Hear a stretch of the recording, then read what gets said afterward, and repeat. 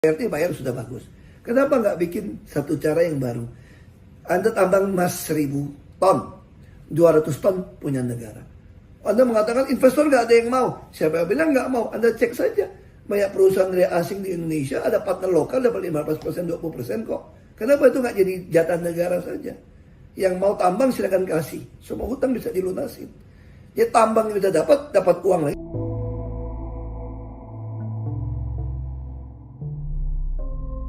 Sawit dibutuhin buat minyak goreng kayaknya semua udah pada tahu. Tapi tahu nggak ada banyak banget kebutuhan lain yang mengandung sawit?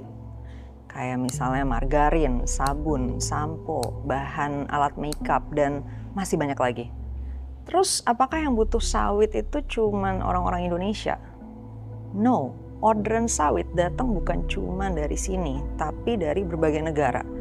Di Eropa, 50% produk supermarket mereka pakai sawit. Di Amerika, 70% personal care products kayak sabun cuci muka, odol, dan lain sebagainya itu pakai sawit. Kalau teman-teman tahu Nutella, itu pernah dikritik habis-habisan karena heavy hutan.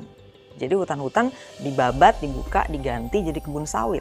Loh, terus kenapa itu jadi masalah? Kan sawit pohon juga. Ada daun-daunnya, plus dia nyerap karbon dioksida dan ngehasilin oksigen juga. Kelapa sawit itu pohon, ada daunnya kan?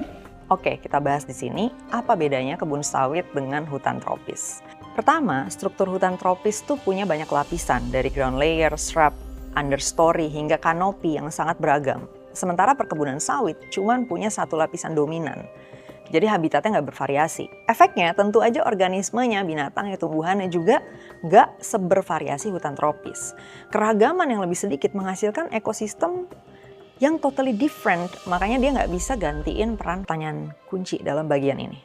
Untuk berbagai kebutuhan tadi, ada nggak sih alternatif yang bisa gantiin sawit? Di sektor pangan, ada berbagai alternatif sebenarnya yang udah dikenal. Kayak minyak kedelai, granola, bunga matahari. Tapi produktivitasnya tuh jauh lebih rendah dari sawit. Jadi buat memenuhi kebutuhan yang ada, kalau diganti ke alternatif itu, lahan yang dibutuhin bakal jadi berkali lipat lebih banyak dan tentu aja bakal membabat atau membuka hutan lebih banyak juga.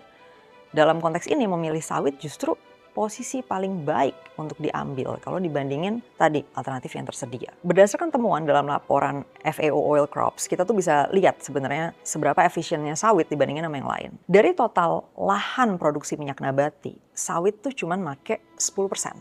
Tapi dia memenuhi 35% kebutuhan yang ada. Sebagai perbandingan, kedelai itu nyumbang sekitar 28% kebutuhan, tapi dia make lebih dari 40% lahan. Data ini menunjukkan bahwa meskipun sawit memiliki dampak lingkungan atau bahkan larangan total deforestasi, dalam artian sawit nggak boleh dibuat dengan membuka lahan hutan tropis. Emang bisa ya begitu? Ini udah pernah dilakuin di Kolombia. Kolombia adalah produsen sawit terbesar keempat di dunia. Menariknya, ekspansi sawit di sana bisa dibilang minim banget deforestasi. Dari tahun 2001 sampai 2014, cuma sekitar 12.500 hektar hutan yang tergantikan sawit atau sekitar 9% dari total ekspansinya. Sebagian besar kebun sawit di Kolombia justru dibangun di lahan padang rumput atau lahan pertanian yang udah lama non-aktif. Mereka juga banyak melakukan replanting, yaitu peremajaan pohon sawit tua supaya produktivitasnya naik tanpa perlu buka hutan buat lahan baru. Sekitar 160.000 hektar lahan kelapa sawit di Kolombia. Kita pakai, kita makan, kita konsumsi, bikin hidup kita lebih baik, lebih nyaman, lebih mudah. Kita nggak sadar semua itu ada yang nanggung. Ada satu hukum ekologi yang gue pengen banget kita camkan baik-baik di otak kita semua. Di alam ini nggak ada yang gratis. Nggak ada. Apapun sumber daya yang kita nikmatin selalu ada harganya. Dengan segala privilege internet, pendidikan, dan berbagai sumber informasi kita hari ini, kita harus punya kesadaran soal harga ini. Untuk setiap sumber daya yang kita nikmati, kita mesti tahu apa harganya, berapa, dan siapa yang bayar. Seringkali kenikmatan alam didapat satu pihak, sementara harga bencana dan kerusakan lingkungannya ditanggung oleh pihak lain. Kesadaran lingkungan bukan hanya soal survival dan gimana kita bertahan hidup, tapi juga soal kesadaran moral untuk mendorong keadilan. Bukan hanya antar warga atau kelompok, tapi juga antar daerah dan antar bangsa dan negara. Let me know kalau lu punya keresahan atau pertanyaan lain seputar topik ini. Secara global, Sekitar 35 hingga 40% kebutuhan minyak nabati dunia dipasok oleh minyak sawit. Padahal tanaman ini hanya menggunakan kurang lebih 6% dari total lahan yang dipakai untuk produksi minyak nabati secara global. Ini artinya kelapa sawit adalah tanaman penghasil minyak paling efisien, di mana produktivitas per hektarnya jauh melampaui minyak kedelai, bunga matahari, ataupun rapeseed. Bahkan, menurut WWF, jika dunia mencoba mengganti minyak sawit dengan minyak kedelai atau kelapa, maka dibutuhkan antara 4 hingga 10 kali lahan lebih luas untuk menghasilkan volume minyak yang sama. Efisiensi lahan jelas pada statistik kehutanan. Secara historis, Indonesia dulunya diselimuti hutan lebat, di mana sekitar 84% daratan Indonesia masih berupa hutan pada awal 1900-an.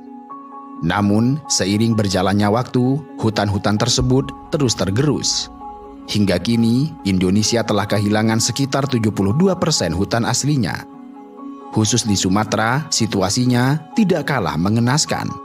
Antara tahun 1990 hingga 2010 saja, Sumatera telah kehilangan 7,5 juta hektar hutan, atau sekitar 36% dari total hutannya. Dan yang lebih mencengangkan, hanya sekitar 8% dari hutan Sumatera yang tersisa pada tahun 2010 tergolong bahwa setiap rupiah yang dihasilkan oleh sawit pada hakikatnya dibayar dengan hilangnya pohon-pohon besar berusia ratusan tahun, punahnya satwa liar, dan musnahnya layanan ekologis alam. Padahal hutan hujan tropis Indonesia merupakan salah satu yang paling kaya biodiversitas di dunia, menempati peringkat ketiga setelah Brazil dan Kongo dalam hal jumlah spesies.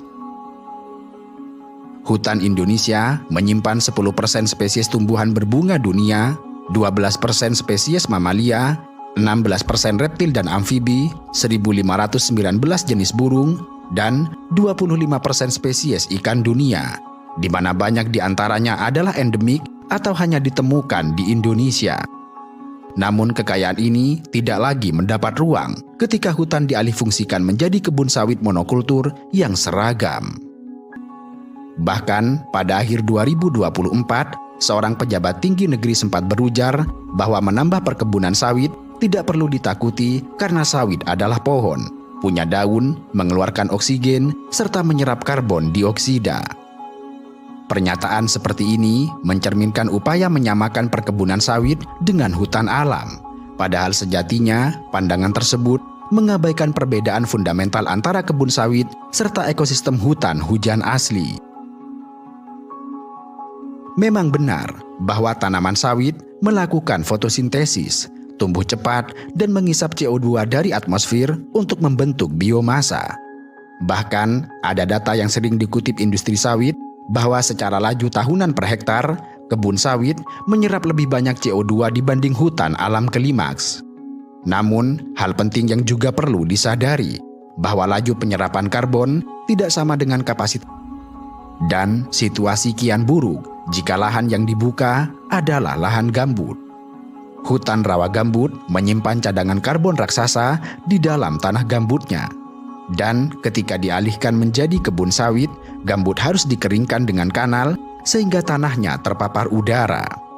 Akibatnya, gambut cepat teroksidasi dan melepaskan CO2 terus-menerus. Padahal, emisi karbon dari lahan gambut jauh lebih besar dan berlangsung bertahun-tahun setelah pembukaan lahan. Inilah sebabnya kebakaran lahan gambut di Sumatera dan Kalimantan tiap musim kemarau menghasilkan kabut asap dahsyat serta emisi karbon